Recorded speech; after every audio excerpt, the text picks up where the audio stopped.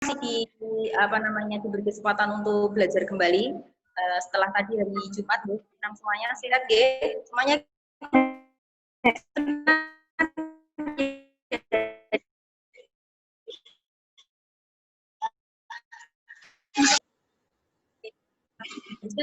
kita juga, tapi karena satu sadar kegiatan dengan beberapa kelas sekolah, makanya ada undur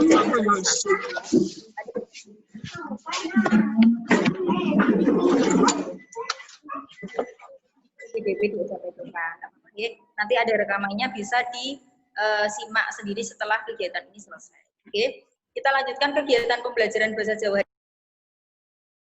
Ini ulangan basa Jawi kanthi wawasan basmalah.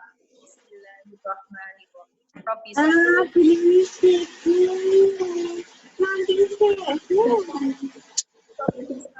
Siapa ini?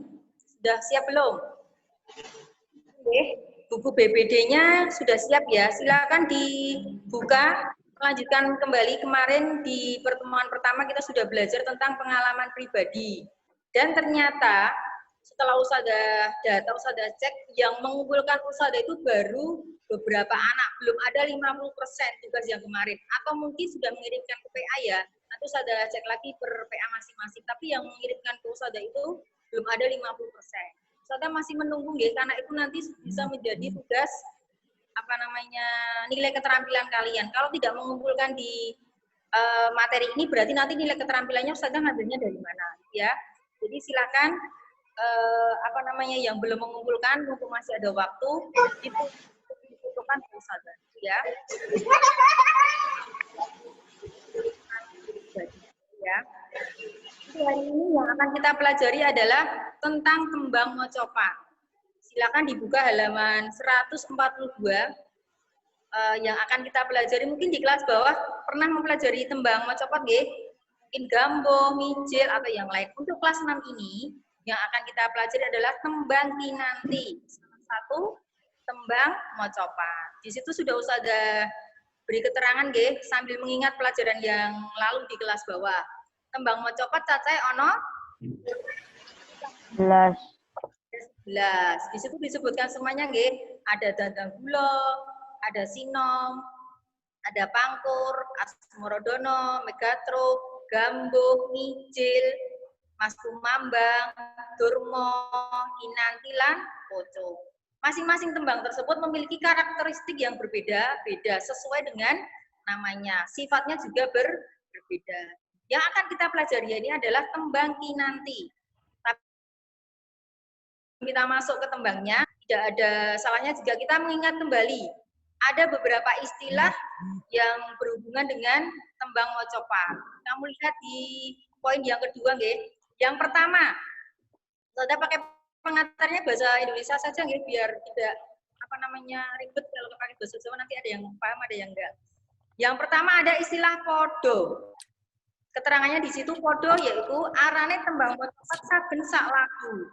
Kalau dalam bahasa Indonesia ini disebut dengan bait. Kalau kamu masih bingung istilah apa namanya yang lain kamu tulis ya. Kalau dalam bahasa Indonesia itu artinya bait. Pernah membaca puisi kan ada bait-baitnya. Itu namanya kalau dalam bahasa Jawa podo. Yang kedua, ada istilah guru gotro. Apa itu guru gotro? Arane lare ing tembang mocopat. Kalau dalam bahasa Indonesia artinya baris. Jadi baris-baris yang terdapat dalam sebuah puisi atau pantun itu namanya kalau dalam bahasa Jawa guru gotro. Yang ketiga, ada guru wilangan. Apa itu guru wilangan? Guru wilangan yaitu cacahe wondo saben sak gotro. Kalau kalian masih ingat belajar pantun di kelas 5 nggih, ada yang namanya jumlah suku kata. Nah, itu kalau dalam bahasa Indonesia seperti itu. Jumlah suku katanya berapa? Nah, kalau dalam bahasa Jawa guru wilangan, cacahe wondo. Wondo itu suku kata. Nanti bisa kita pelajari contohnya di tembang secara langsung. Kemudian yang keempat ada guru lagu. Guru lagu itu apa? Tibane swara ing pungkasane gotro. Kalau dalam bahasa Indonesia di pantun itu ada ya, bunyi akhirnya apa? Ya sajaknya, itu namanya sajak. Tapi kalau dalam bahasa Jawa namanya guru lagu. Jadi harus dihafalkan. Ini istilah-istilah yang penting ketika kita mempelajari tembang mocopan. Saya ulangi nggih, ada podo. Podo itu kalau dalam bahasa Indonesia guru gotro berarti baris atau lare. Guru bilangan, cacai wondo saben sak gotro atau jumlah suku kata dalam setiap baris. Yang terakhir guru lagu. Baning suara ing pungkasaning gotro. Ini akhir dari sebuah kalimat di tembang gitu ya. Kemudian lanjut di poin yang ketiga. Kamu garis bawahi nggak ya? Watake tembang kinanti biasanya keluar di soal. Watake tembang kinanti titik-titik lah. Kamu nanti tinggal memilih apa saja wataknya di situ. Ada kata seneng. Jadi watake seneng nanti yang ada di situ itu biasanya lagunya tentang membahas tentang hal-hal yang berbau seneng-seneng atau kesenangan. Yang kedua tresno asik, kasih sayang. Yang ketiga mituturi. Mituturi itu ngandani, memberikan nasihat atau nuladani, memberikan contoh. Oke, jadi tembang kinanti itu watake ono papat, seneng, tresno asih, mituturi lan nuladani gitu ya. Silakan diingat-ingat besok kalau ada soal yang seperti itu. Kemudian kita langsung masuk ke ke tembangnya. Kamu lihat di halaman 143. Sebelumnya saya minta maaf ya karena tidak bisa menembangkan dengan baik, makanya saya tidak berani untuk memberikan contoh menyanyikan tembang ini. Biasanya kalau pembelajaran secara offline atau di kelas itu saya punya rekaman lagunya deh. Nanti jadi saya putarkan lagunya itu, anak-anak mendengarkan, kemudian kita mencari arti kata dari setiap kalimat yang ada di tembang itu. Tapi karena ini online, harusnya tadi saya sudah menyiapkan contoh tembangnya ya. Nanti di pertemuan yang selanjutnya nggih, saya beri contoh cara menembangkan atau cara nyanyi ini. Untuk sementara kita belajar mencari arti kata yang sulit gitu ya. Kita lihat halaman 143. Coba Mas Akmal. Coba diperhatikan contoh lagu di halaman 143. Kita foto ganti nanti halaman 100.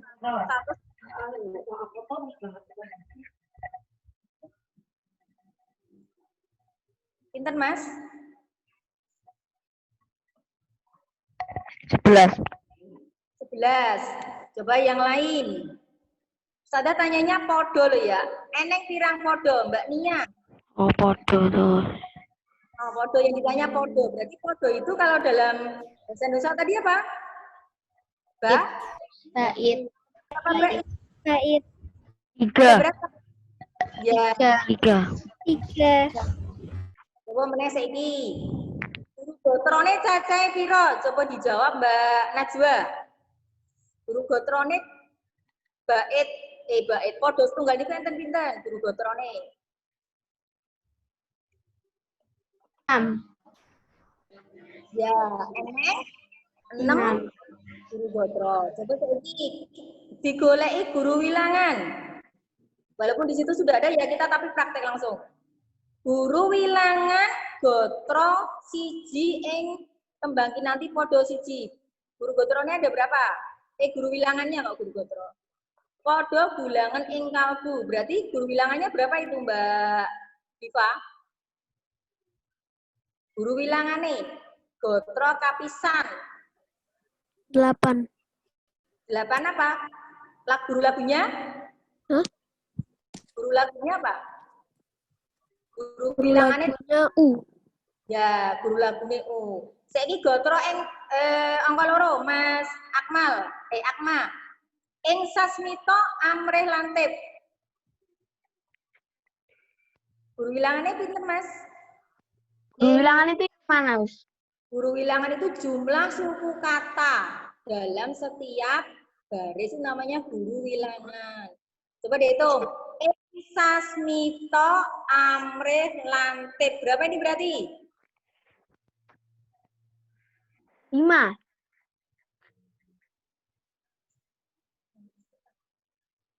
Coba diulangi ya, maaf iklan. Ing sasmita amrih lantip. Berapa itu? Berapa guru bilangannya, Mas Akmal? Tunggu. Coba dihitung pakai jari. Itu kan jumlah suku kata dalam setiap barisnya. 7 bukan? 8. Amrih lantip pinten? Sama dengan Berapa 8? Guru lagunya apa? Mas Akmal? Guru lagunya apa? Hmm. Hmm? Iya, benar. Saya ini gotro sing nomor 3. Coba Mbak Sasha. Kayaknya masih di jalan ya saya. Bawa buku PPD enggak? Bawa. Masih kedengeran kok, Us. Ya, tapi bawa PPD enggak? Bawa.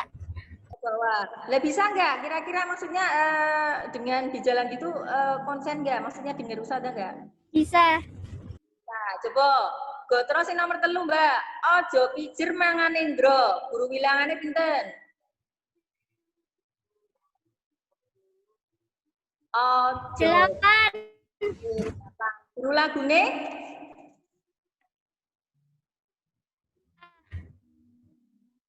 Guru lagunya apa, Mbak? Nendro berarti? Itu nggih. Lanjut. Gotro ingkang angka sekawan. Mbak Alta. Kaprawiran den KST. Guru bilangannya pinten, Mbak? 8. 8. Guru lagune? I. Lajeng. Gotro ingkang angka gangsal. Mbak Tisa. Guru bilangannya pinten sa? Ya, Us. Sarironiro. Pinten, Mbak? Guru bilangane 8. Ye. Terus guru lagune? Guru lagunya A. Nggih, leres. Gotro ingkang kapungkasan padha setunggal dipun jawab Mbak Ganes. Guru bilangane pinten nggih? Yang mana, Us?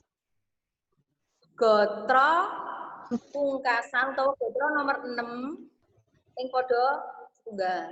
Sudanen dahar lan guling. Guru bilangane pinten? 8. 8. Guru lagune?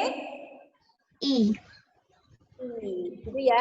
Jadi bisa disimpulkan dalam setiap podo itu di yang podo pertama itu semua guru bilangannya jumlahnya 8. Kemudian guru lagune U, I, A, I, A, I gitu ya. Itu apa untuk di podo yang pertama. Nanti bisa kalian cek anak setelah pembelajaran ini yang podo kedua dan podo ketiga apakah jumlahnya juga sama, guru lagunya juga sama ya. Nanti bisa dicek. Itu hanya mencontohkan di podo atau bait yang pertama ya.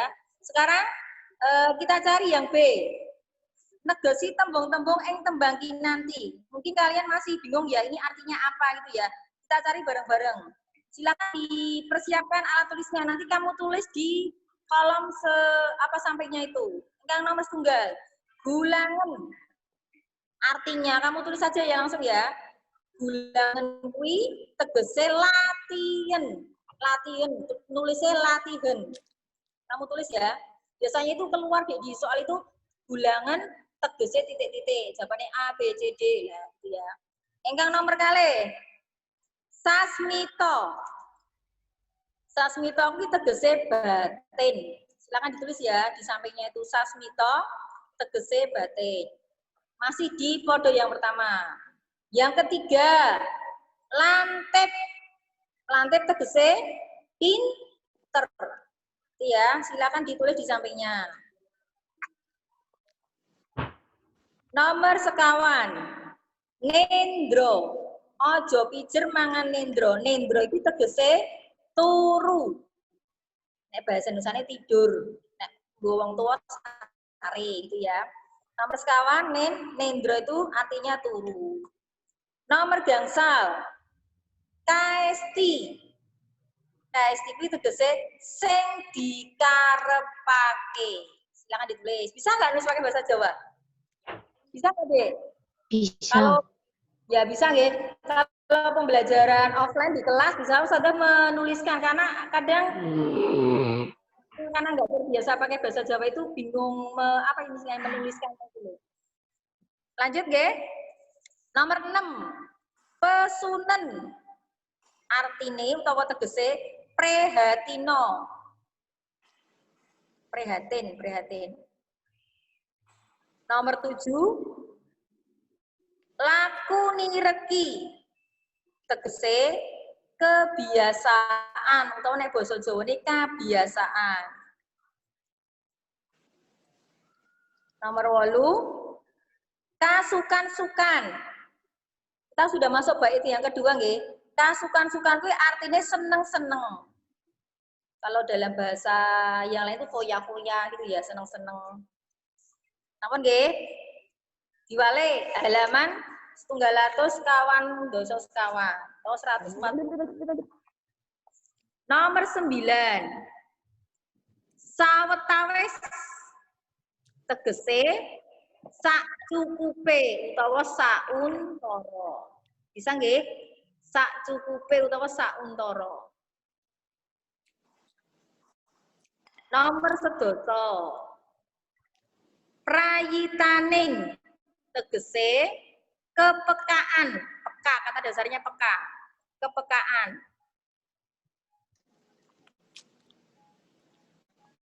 Angka 11. Tinitah. Tinitah kuwi tegese ditakdirke. Bahasa Indonesianya ditakdirkan. 12. Gunggung.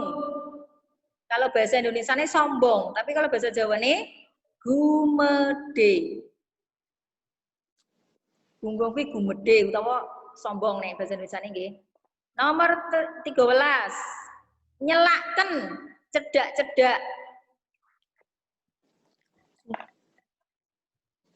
Ampun. Angka 14. Satemah bakale utawa akhire. Bakale, akhirnya. Ya kalau pengen padanan kata yang mudah untuk dipahami, bakale utawa akhirnya. Ingkang kapungkasan nomor gangsal 11, guling. Guling kuwi tegese turu. Ampun nggih, ada yang ketinggalan mau minta diulangi lagi nomor berapa boleh? Mungkin tadi Nomor 14. Nomor 9, Us. Nomor 9. Nomor 14. Nah, nomor 9. Sawetawis kuwi artine sak cukupe. Utawa sak untara. Nomor berapa lagi? 14. 14. Bakale utawa akhire. Nomor setunggal. 2 sama 3 sama Nomor setunggal. Gulangen yang tadi gulangen tegese latihan. Latihan dari kata bahasa Indonesia latihan. Latihan nomor pinten? Gangsal. Kaesti.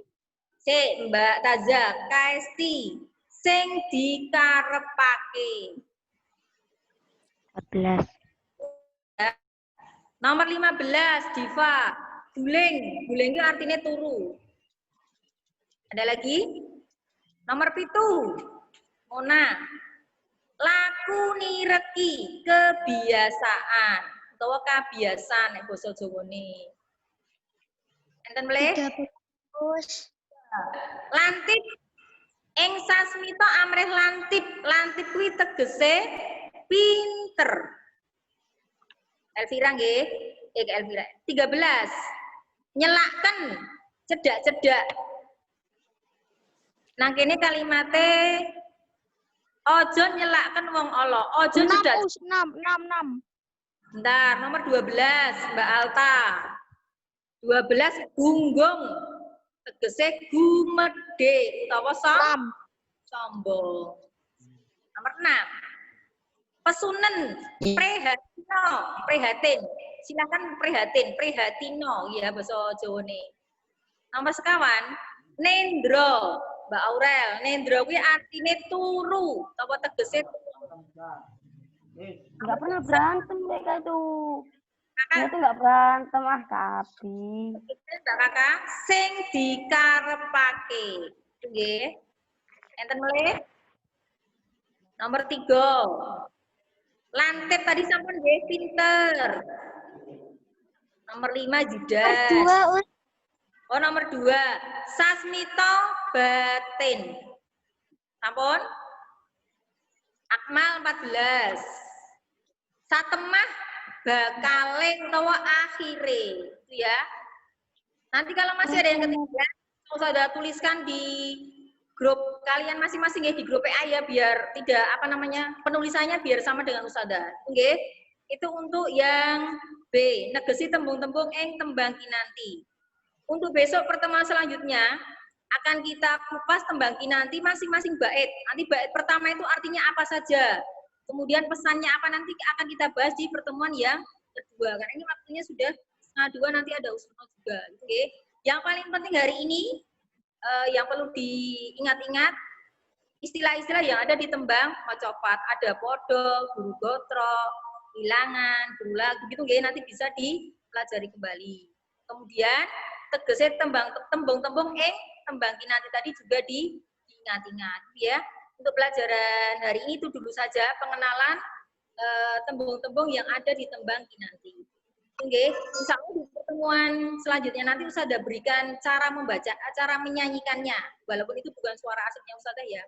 Ustazah nggak pede, suaranya nggak bagus ya, nanti bisa, atau mungkin Mas Rihan Aji yang suka nyanyi tembang Jawa bisa Ustazah minta tolong nanti untuk menyanyikan biar kalian bisa mencontoh ya. Yes. Oh ya, Mas Aji siap ya, nanti Ustazah minta diajari karena Ustazah nggak bisa nyanyi bahasa Jawa ya. Terima kasih Ustazah. Sementara itu dulu ya untuk yang pembelajaran kedua. Saya serahkan ke Ustazah lagi, monggo Us. Oke, baik, terima kasih banyak Ustati untuk pembelajaran bahasa Jawanya. Selanjutnya, Nak, untuk IPA, guys, sekaligus kisi-kisi Sogem besok, tolong disiapkan juga BBD-nya. Kita akan mengulas kembali dan juga membahas kembali materi dari pembelajaran 1 kemarin, dan juga nanti akan Ustazah tambahi dengan pembelajaran 2. Oke ya, semuanya bisa menyimak. Nah, kemarin itu saya sampaikan, guys, untuk soal-soal yang masih banyak salahnya adalah soal nomor tentang PLTMH, ya, tentang PLTMH. Atau, sebentar ini Ustazah, saat ini di-upgrade bisa ya?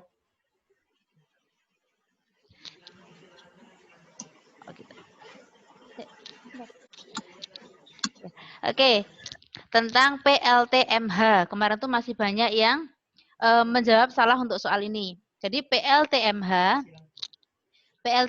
adalah pembangkit listrik tenaga mikrohidro. Ya, mikro itu kecil, hidro itu air. Berarti adalah pembangkit listrik yang menggunakan air dengan debit yang kecil. Contoh, air terjun, kemudian sungai, atau bahkan saluran irigasi. Jadi itu namanya PLTMH. Berbeda dengan PLTA. Kalau PLTA itu adalah skalanya sangat besar. Jadi biasanya kalau PLTA itu yang menggunakan waduk, biasanya waduk ya. Jadi air yang ada dengan kapasitas besar atau debit yang besar seperti waduk itu PLTA. Itu nggih? Bisa dipahami ya PLTMH nggih? Itu. Yang selanjutnya, yang kedua, itu adalah tentang prinsip kerja PLTA. Kemarin ada gambar sistem kerja PLTA, kemudian kalian mencari pernyataan yang tepat. Jadi pertama, itu adalah, bisa share screen ini ya. Ini apa namanya? Pertama itu air itu masuk ke pipa. Pipanya itu, air yang mengalir itu akan menggerakkan turbin. Setelah itu, turbin menggerakkan generator. Nah, gerakan dalam generator inilah yang nanti akan mengubah energi gerak menjadi energi listrik. Jadi, yang dapat mengubah gerak menjadi listrik itu siapa? Turbin apa generator? Generator. Ya, generator. Dan itu Generator. betul ya. Jadi itu bukan hanya pada PLTA saja, termasuk PLT yang lain. Ya, jadi kemarin kan ada gambar ada kincir. Walaupun kincir menggunakan tenaga bayu atau angin, tetap yang berfungsi untuk mengubah energi gerak menjadi energi listrik tetaplah siapa? Generator. Generator. Iya, bisa dipahami? Bisa dipahami di sini? Bisa. Ya, jadi kemarin itu kan ada gambar kincir, ya, ada gambar kincir. Kalian disuruh mencari apa namanya komponen yang mengubah energi gerak menjadi energi listrik pada gambar di samping. Nah, ada yang jawabnya baling-baling, ada yang jawabnya turbin. Nah, padahal di semua pembangkit listrik kecuali tenaga surya nggih, di semua pembangkit listrik itu menggunakan generator. Paham ya? Sampai di sini? Bisa dipahami? Bisa. Oke, jadi itu adalah beberapa soal kemarin yang masih banyak masih banyak yang ada kesalahan di situ, khususnya tentang PLTMH atau pembangkit listrik tenaga mikrohidro. Biasanya menggunakan air yang kecil, misalnya sungai kecil apa ya? Kalian istilahnya tadi ya. Sungai yang kecil, kemudian ada air terjun. Nah, itu namanya PLTMH. Pembangkit listrik tenaga mikrohidro. Kalau PLTA, pembangkit listrik tenaga air dengan kapasitas yang besar, itu menggunakan biasanya energi airnya dari waduk. Air di waduk dialirkan melalui pipa yang sangat besar. Itu ya perbedaannya. Nah, selanjutnya silahkan dibuka BBD-nya halaman 107. Dibuka BBD halaman 107 untuk besok tambahannya. Selain Ustazah akan mengulangi beberapa soal yang dari Sogem 7 kemarin. Nah, ini ada tentang cara menghemat energi, khususnya di sini energi listrik ya.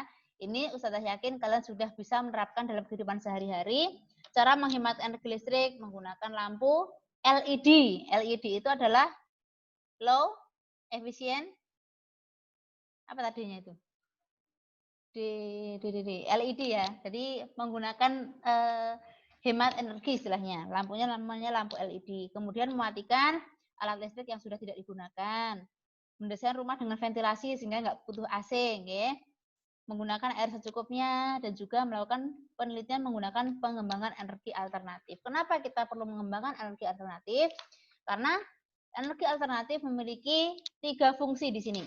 Yang pertama, fungsinya sebagai pengganti energi fosil. Kenapa energi fosil harus ada penggantinya? Karena energi fosil itu akan habis ya ketika dipakai terus menerus.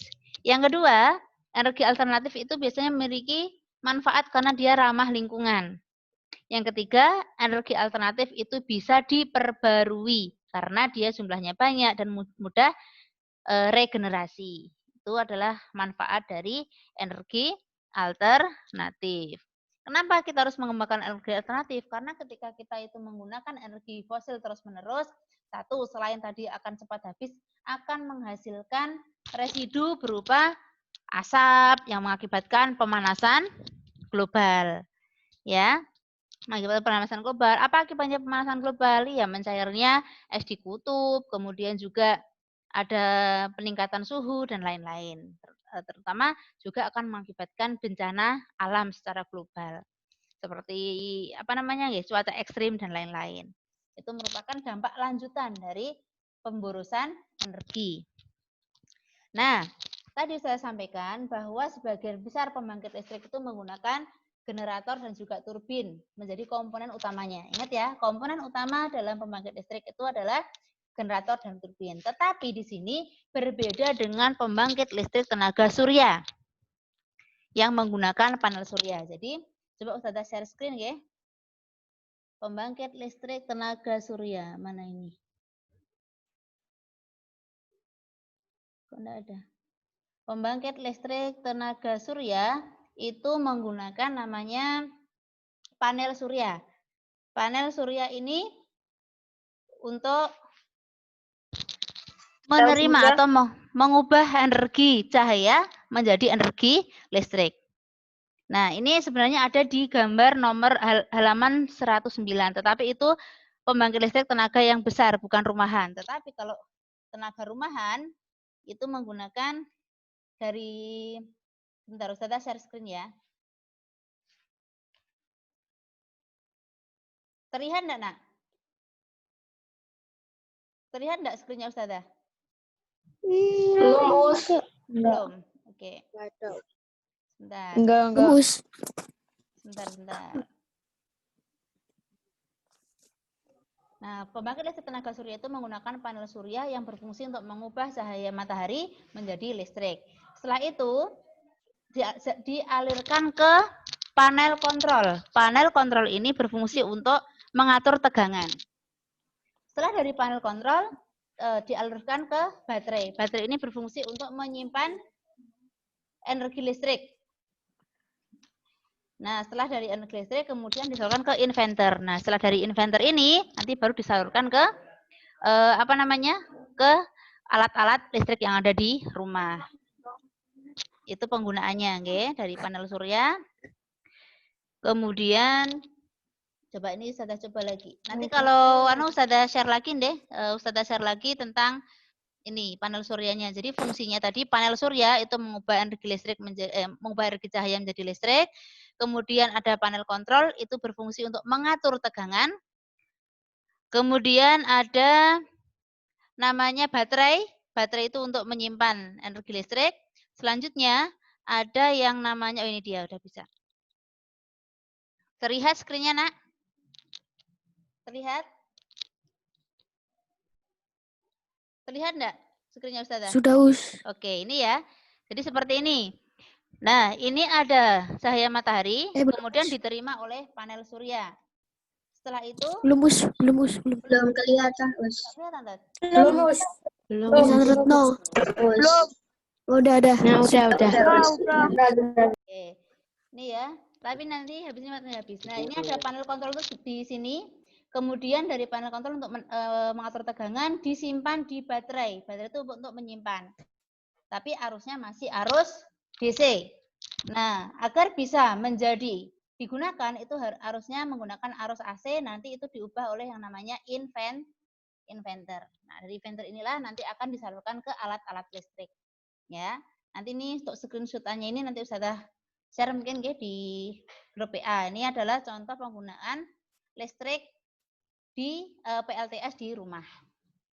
Nah, ini sebenarnya ini saja Nak yang akan kita sampaikan nggih untuk tambahan hari ini. Ada pertanyaan? Ini baru ada yang mau masuk ya, padahal waktunya sudah habis.